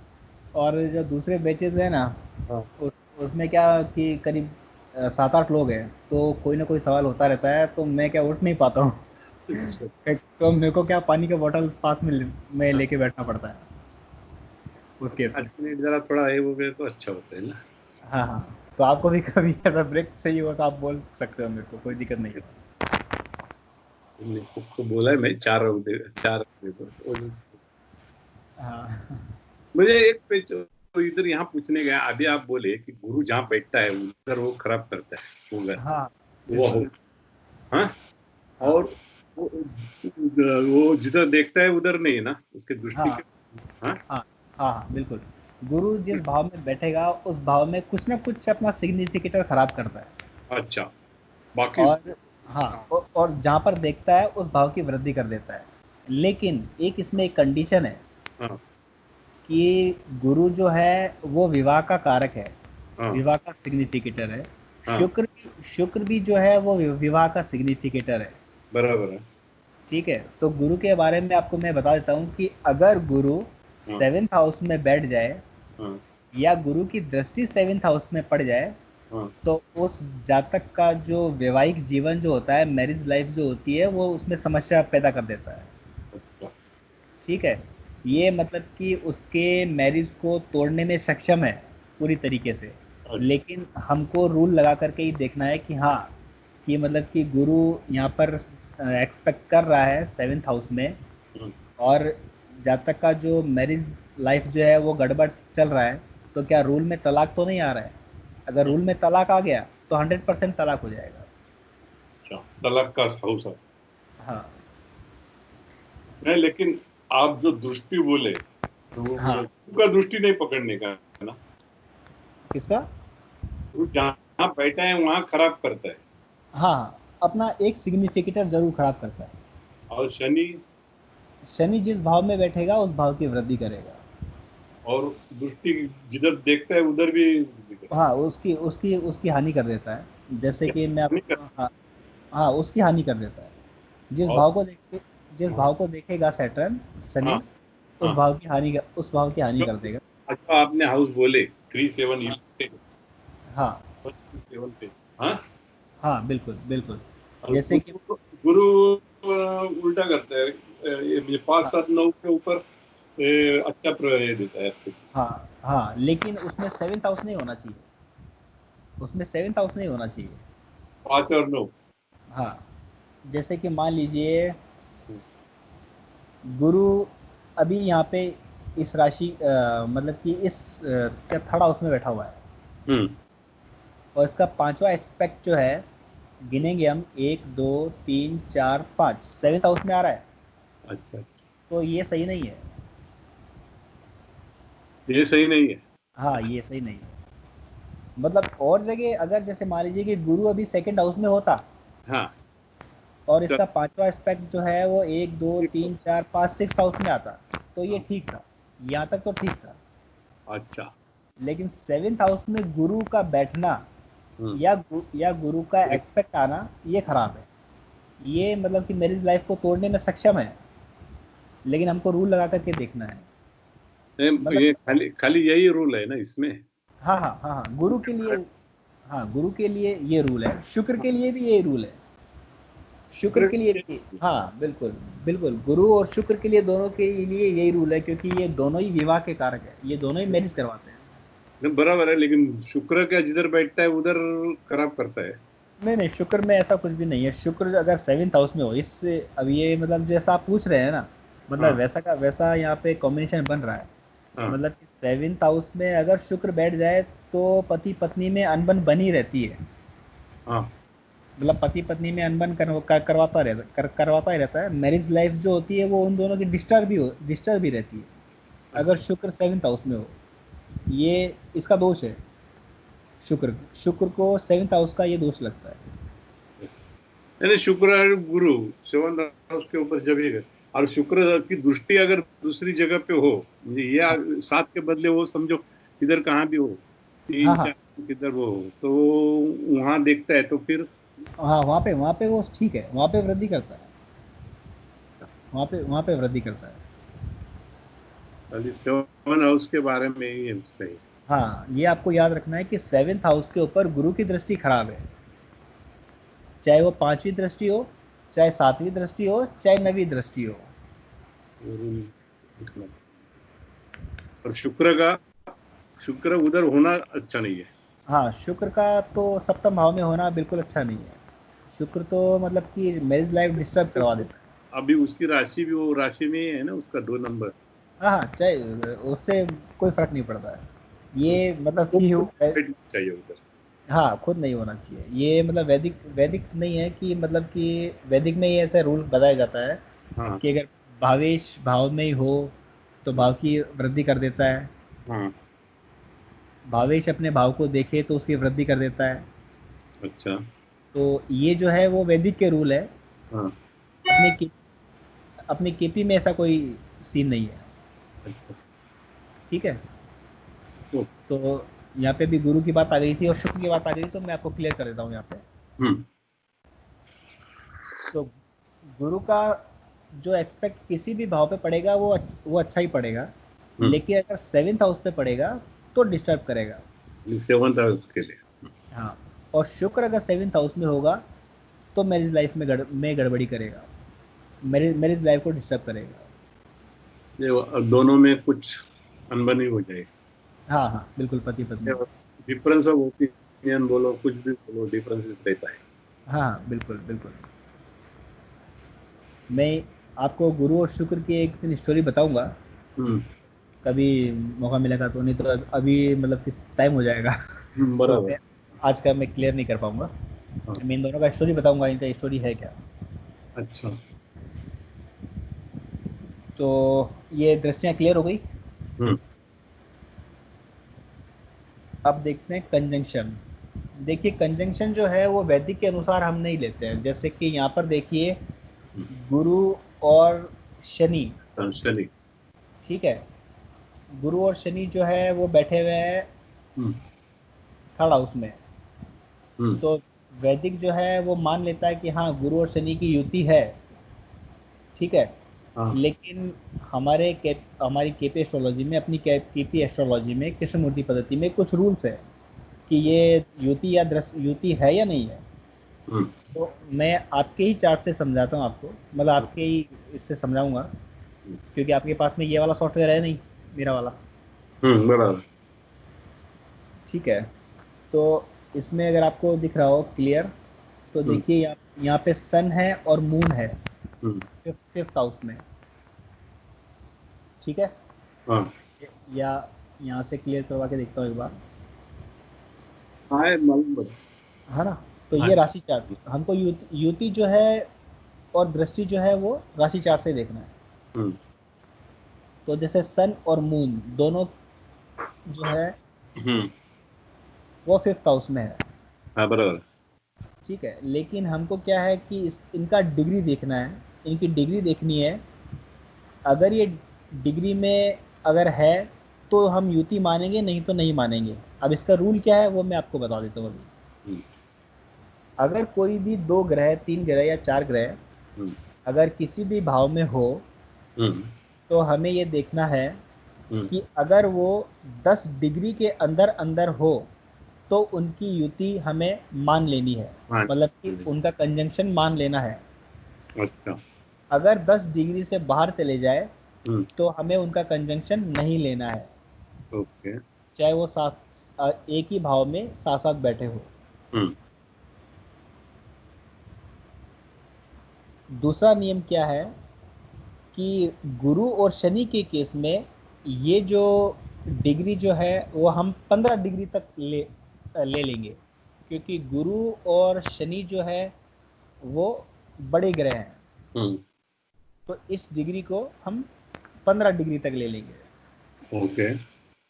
और तीसरा नियम ये है कि अगर राहु या केतु के साथ में कोई भी ग्रह हो, राहु या केतु के साथ में कोई भी कंजंक्शन में हो कोई भी ग्रह, तो हमें डिग्री नहीं देखना है, हमें कंजंक्शन मान लेना है, ओके। ठीक है। हम्म। ये मतलब कि कंजंक्शन के 3 रूल है ओके। कि कोई भी दो ग्रह हो एक ही भाव में हो, कोई भी 3 ग्रह हो, 4 ग्रह हो या 2 ग्रह हो एक ही भाव में हो, डिफरेंस देखने का। हाँ, तो उनकी डिग्री देखनी है हमें। अगर जुपिटर और सैटर्न, हाँ हाँ जुपिटर और सेट, हाँ 15 डिग्री देख सकता हूँ। हाँ क्लियर है, यही है ना, जुपिटर सैटर्न का 15, मुझे उनके साथ अगर कोई युति हो, कंजक्शन हो, तो वो 15 डिग्री का डिफरेंस हो तो वो मान लेंगे। मान लेना है। और राहु और केतु के लिए नो डिफरेंस, हाँ युति कंजक्शन मानने का। मान लेना है, ठीक है। अब मैं एग्जाम्पल के रूप में बता देता हूँ आपको। जैसे कि यहाँ पे अभी सूर्य और चंद्रमा, सन एंड मून की युति है। तो हाँ। इसको देखते हैं एक बार। तो आप कैसे देखेंगे इस सॉफ्टवेयर के अंदर, ये हाँ। आपके पास में जैसे सॉफ्टवेयर खुला हुआ है, तो यहाँ पे देखिए नीचे एक लिखा हुआ है नेक्स्ट पेज। अच्छा। नेक्स्ट पेज पे आप क्लिक करेंगे क्लिक। तो आपके और पास में प्लेनेटरी पोजीशन आ जाएगा। तो यहाँ पे आप देखेंगे कि सन जो है वो 9 डिग्री में है हम्म, और मून जो है वो 20 डिग्री पे है। 11 डिग्री का डिफरेंस आ गया। हाँ, तो अगर 20 में से 9 को माइनस करेंगे तो 11 डिग्री। 11, यानी कि कंजंक्शन नहीं है, नहीं। ठीक है। 10 डिग्री से बाहर चला गया, 11 डिग्री पे आ गया, तो कंजंक्शन नहीं है यहाँ पर। इसको वापस प्रीवियस पेज करेंगे तो आपके पास में वो आ जाएगा, पहले अच्छा। वाला पेज, ठीक है। और हम्म। वापस देखते हैं। जैसे कि यहाँ पर राहु के साथ में आपको डिग्री देखनी है, डिग्री शुक्र और देखिए, नहीं, उनको देखने का ही नहीं है ना। हाँ हाँ, राहु के साथ में वीनस कंजंक्शन में है और राहु के साथ मरकरी भी कंजंक्शन में है, लेकिन मर्क्यूरी लेकिन और मरकरी या वीनस है या नहीं है ये चेक कर लेते हैं एक बार। अच्छा। तो यहाँ पे मरकरी देखिए 2 डिग्री पे है हाँ, और वीनस जो है वो तब 14 डिग्री पे है। नहीं है उनका नहीं है, कंजक्शन। तो कंजंक्शन में नहीं है ये दोनों। हम्म। ठीक है, ऐसे ही अगर जैसे कि गुरु या शनि होंगे तो हम 15 डिग्री तक ले लेंगे, 15 डिग्री का बस difference। इतना सा फर्क है।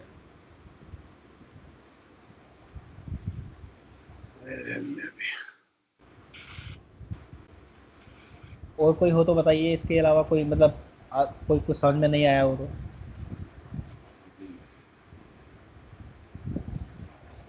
क्लियर है यहाँ तक? कोई क्वेश्चन है तो बताइए। नहीं, कोई इसमें कोई क्वेश्चन नहीं है। ठीक है, तो आज हम एक चीज़ देख लेते हैं हम्म, कि किसी भी हाउस का ऑनरशिप कैसे निकालना है हम्म, और पोजीशन कैसे निकालना है। अच्छा। तो देखिए यहाँ पे,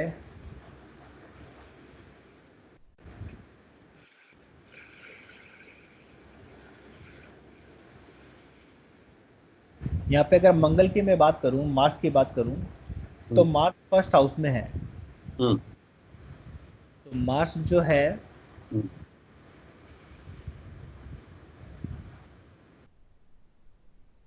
फर्स्ट हाउस का रिजल्ट देगा मुझे।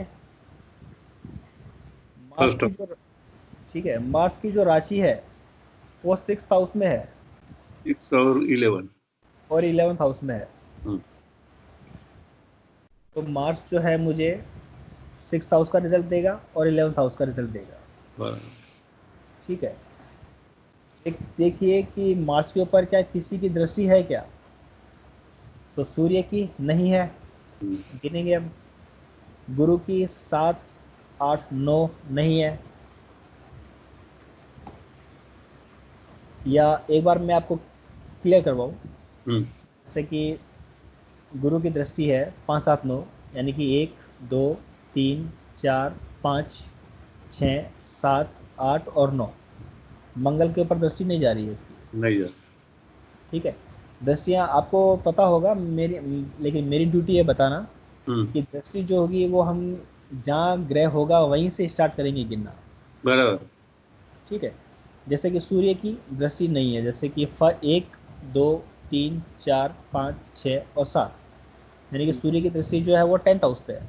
हम्म, गुरु की दृष्टि 7, 8, 9, मतलब कि 12वें हाउस पे है, लेकिन लग्न पे नहीं है, मंगल पे नहीं है। मरकरी की जो है वो भी 1, 2, 3, 4, 5, 6, 7, 11 भाव पे है। वैसे ही मून की भी नहीं है, वीनस की भी नहीं है। राहु की दृष्टि हमको लेनी नहीं है, केतु की दृष्टि हमको लेनी नहीं है। नहीं है। यूरेनस और नेपच्यून है ना वो। लेकिन मैं आपको एक चीज़ बता दूं कि ये हमको भावचली से नहीं, राशि चार्ट से देखना है। दृष्टि, हाँ, वहां से देखनी। तो आपने भी नहीं कहा और मैं आपको बताने लग गया। सो दृष्टियां जो है और युति जो है हमें राशि चार्ट से देखना है। तो गुरु की नहीं है, गुरु की नहीं है। सन की भी नहीं है और मून की भी नहीं है। बृहस्पति। वीनस की दृष्टि नहीं है, मरकरी की भी नहीं है। सेकंड, 1, 2, 3, 4, एक, 6। 6। 6 है तो छः नहीं। नहीं है। सैटर्न की 3, 7, 10 है। हाँ, वही बोला, 6 बोला तो नहीं है ना। हाँ, तो इसकी भी दृष्टि नहीं है। हम्म, अगर दृष्टि होती हम्म, तो उसके भी फल ये ले लेता। एक अच्छा। चार्ट खोल के देखते हैं। हम्म, मेरे पास इसमें शायद पहले के कोई चार्ट होंगे तो देखते हैं।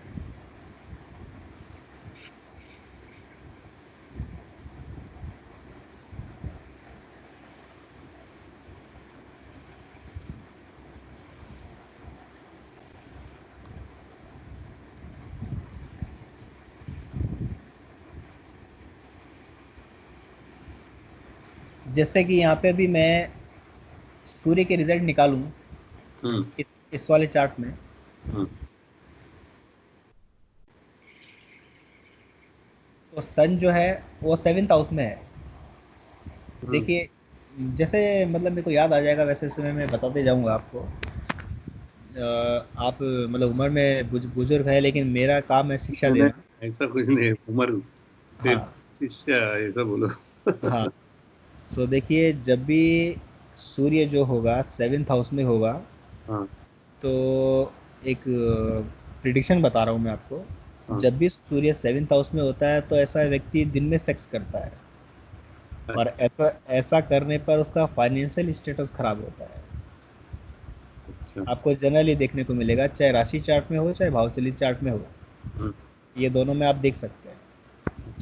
अगर सूर्य 7th हाउस में हो, हम्म या मतलब कि राशि चार्ट में हो चाहे भाव चलित चार्ट में हो, हम्म, अगर सूर्य 7th हाउस में होगा तो ऐसा व्यक्ति दिन में सेक्स करता है, अच्छा। और ऐसा करने पर उसका फाइनेंशियल स्टेटस खराब होता है। हम्म ये आपको जनरली देखने को मिल जाएगा ऐसा। आप जब भी किसी का सूर्य आप 7th हाउस में देखेंगे, तो आप उसकी शक्ल देख करके बता सकते हैं, मतलब शक्ल देख करके ही पता चल जाएगा आपको कि हाँ ऐसा व्यक्ति करता होगा ये। हम्म तो ये मेरे को याद आ गया था तो मैंने आपको बता दिया। हम्म। तो जैसे कि सूर्य का रिजल्ट दें तो सूर्य यहाँ पे 7th हाउस में है। सेवंथ हाउस में है।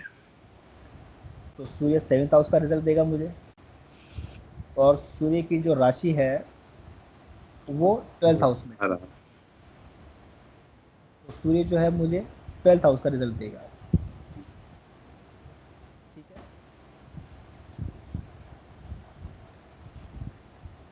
और इसके ऊपर जैसे कि दृष्टि है, जैसे कि सैटर्न की, तो 7वीं दृष्टि 4th हाउस में पड़ेगी।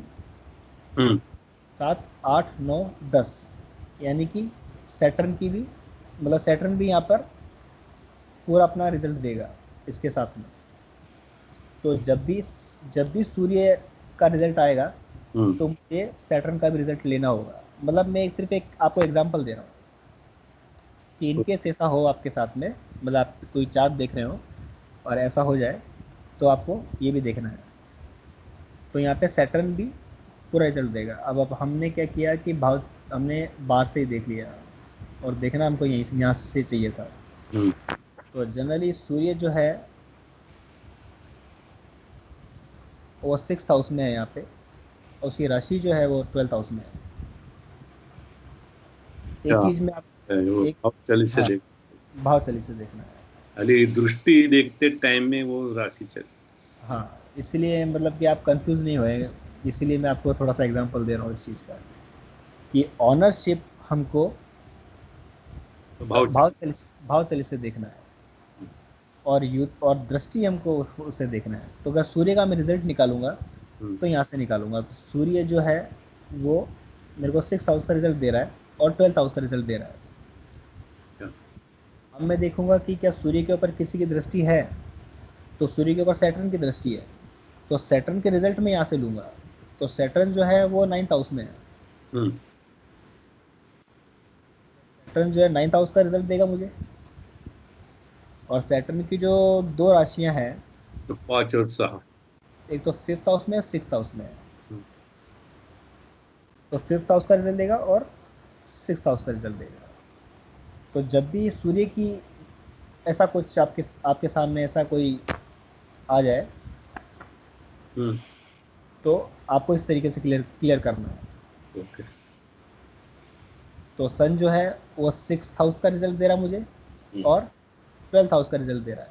हम्म और उसके साथ में सैटर्न जो है वो 9th, 5th और 6th का रिजल्ट दे रहा है। तो जब भी सूर्य अपना रिजल्ट देगा, तो शनि भी अपना पूरा पूरा का पूरा रिजल्ट देगा, क्योंकि शनि की दृष्टि है सूर्य सूर्य के ऊपर। अच्छा।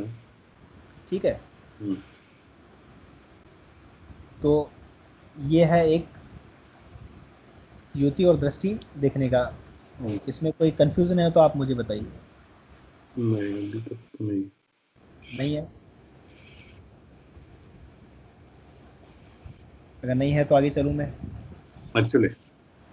राहु केतु के केस में थोड़ा सा कॉम्प्लेक्स हो जाता है, क्योंकि राहु केतु जो है उनकी राशियां नहीं होती है। तो राहु केतु के केस में कुछ नियम है, हम्म वो मैं चाहता हूँ कि आज ही क्लियर करवा दूँ, हम्म क्योंकि मैं अगली क्लास से फिर मैं इवेंट लेना चाहता हूँ। हम्म तो राहु केतु के केस में क्या होता है कि राहु केतु की कैसे आप रिजल्ट निकालेंगे, क्योंकि उनकी राशियाँ नहीं होती है। तो राहु केतु का साइन लॉर्ड निकालेंगे। अब यहाँ पे इसमें 2 मिनट के लिए क्लोज कर देता हूँ और फिर मैं बताता हूँ कि कैसे आप निकालेंगे। जैसे कि राहु जो है, अभी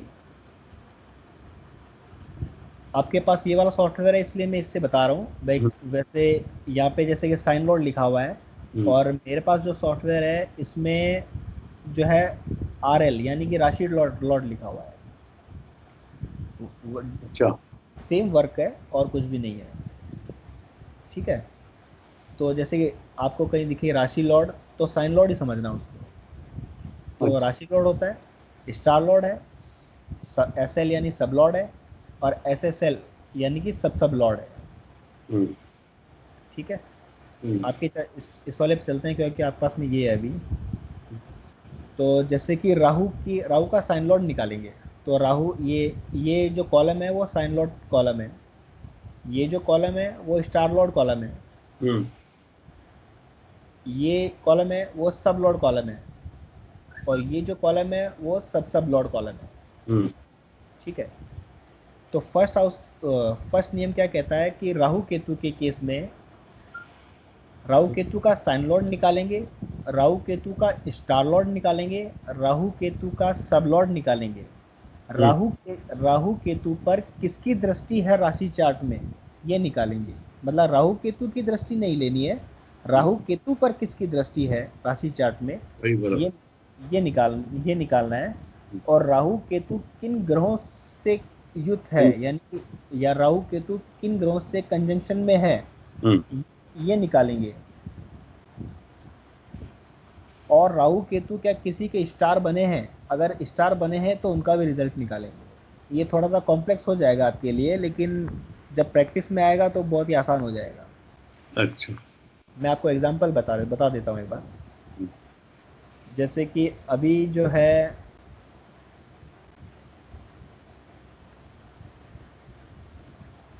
राहु का राहु केतु के केस में एक और है वो। आज जब आप नोट्स बनाएंगे तब आप इसको आपको नोट डाउन कर लेना इस चीज़ को, जो भी हम्म मैंने अभी आपको बताया। मैं दोबारा रिपीट कर देता हूँ हम्म कि राहु केतु के केस में हम्म राहु केतु का साइन लॉर्ड निकालेंगे, राहु केतु का स्टार लॉर्ड निकालेंगे, राहु केतु का सब लॉर्ड निकालेंगे। ओके राहु केतु पर किसकी दृष्टि है राशि चार्ट में, हम्म ये निकालेंगे। राहु केतु किस किस ग्रह के स्टार लॉर्ड बने हैं, उनका रिजल्ट निकालेंगे। अच्छा और राहु केतु किस प्लेनेट के साथ में, किन ग्रहों के साथ में कंजंक्शन में है, ये निकालेंगे, ठीक है। हम्म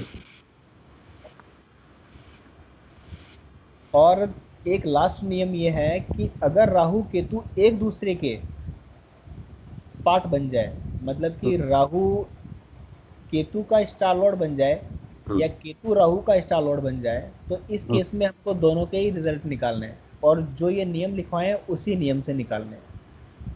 मतलब उस केस में क्या होगा, आप कंफ्यूज मत होना बिल्कुल भी।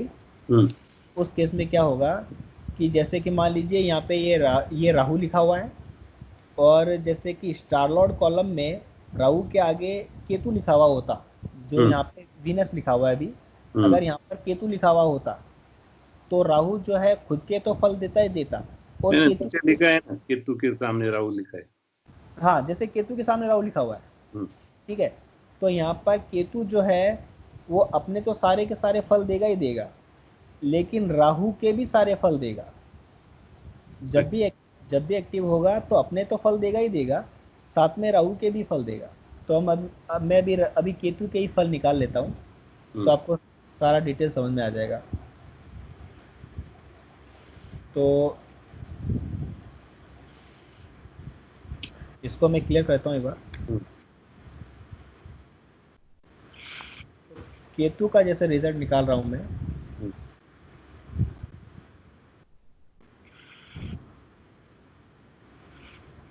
तो यहाँ पर आप देखेंगे हम्म कि केतु का साइन लॉर्ड जो है वो वीनस है। हम्म ये वीनस नोट डाउन करना पड़ेगा। राहु। यहाँ पर देखेंगे स्टार लॉर्ड जो है वो राहु है, तो मुझे राहु का भी रिजल्ट देना होगा। सब लॉर्ड जो है वो सन है, तो मुझे यहाँ पर सन भी केतु के पूरे रिजल्ट देगा। ठीक है। दूसरा देखिए कि क्या केतु जो है स्टार लॉर्ड कॉलम में कहीं लिखा हुआ है। केतु जो है यहाँ लिखा हुआ है, मर्क्यूरी।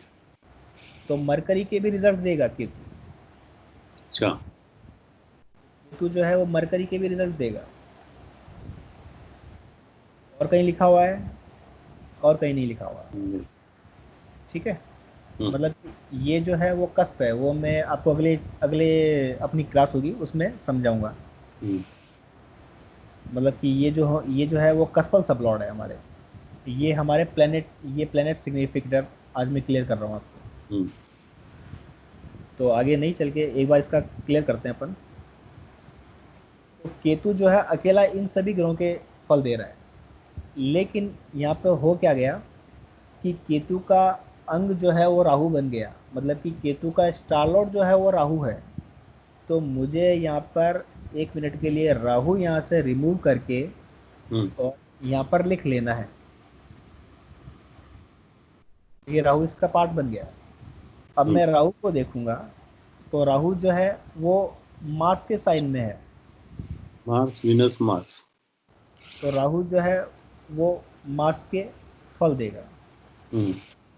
मार्स वीनस मार्स है। ठीक है। तो यहाँ पे वीनस के भी फल देगा। मार्स को लेने की जरूरत नहीं है क्योंकि मार्स पहले से आ गया है मेरे पास में। भर लिया है इसलिए। ठीक है। तो राहु अब किसी का स्टार देखिए, लॉर्ड हाँ देखिए राहु किसका स्टार लॉर्ड बना है क्या? है ना, राहु जो है वो सेटर्न सैटर्न का स्टार लॉर्ड बना हुआ है, तो यहाँ पर सैटर्न भी रिजल्ट देगा। का है क्या? अच्छा। ठीक है। और राहु केतु का स्टार लॉर्ड बना जो हमने ले लिया। तो जब केतु जब अपने रिजल्ट देगा तो इन सभी प्लेनेट के रिजल्ट देगा। अच्छा। ये मतलब कि अधिकतर ऐसा केस आ जाता है जब राहु केतु का अंग बन जाता है, या तो स्टार लॉर्ड बन जाए या सब लॉर्ड भी बन जाए तब भी। जरूरी नहीं है कि स्टार लॉर्ड ही बने। अगर राहु अगर यहाँ पर भी लिखा हुआ होता तो भी मुझे यही करना पड़ता, क्योंकि सब लॉर्ड बन गया। अगर केतु का सब लॉर्ड भी बन जाता राहु तो भी मुझे यही नियम लगाने थे। तो अगर मैं देखूं तो केतु जो है अभी भाव चलित से, पोजीशन में भाव चलित से देखूंगा तो भाव चलित में जो है अभी केतु सेकंड हाउस में है। बराबर। तो केतु जो है वो सेकंड हाउस के फल दे रहा है मुझे। वीनस जो है हम देखें 8th हाउस में है, में और इसकी जो राशि जो है 9, वो 9th में है 2 और 2 में है। यानी कि वीनस जो है 8, 9 और 2, यानी कि 8, 9 और 2।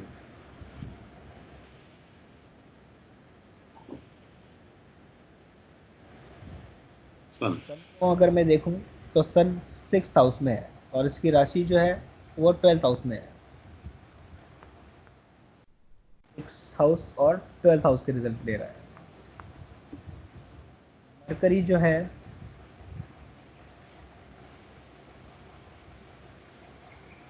7th हाउस में है, और मरकरी की जो राशि जो है 10। अब देखिए, हाँ यहाँ पे एक तो 10th हाउस में है और एक 6th हाउस में और फर्स्ट हाउस में, फर्स्ट हाउस। यानी कि 1, 7 और 10।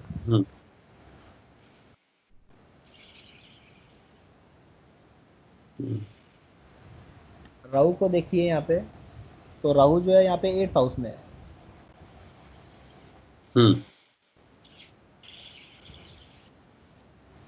मार्स का रिजल्ट निकालेंगे तो मार्स जो है यहाँ पे 8th हाउस में है, राशि भी 8th हाउस में है और दूसरी राशि 3rd हाउस में है। थर्ड है। तो मार्स जो है 8th और 3rd के रिजल्ट दे रहा है मेरे को। वेनस का ऊपर निकाला है। वीनस का मैंने ऊपर निकाल लिया है, 2, 8 और 9। सेट।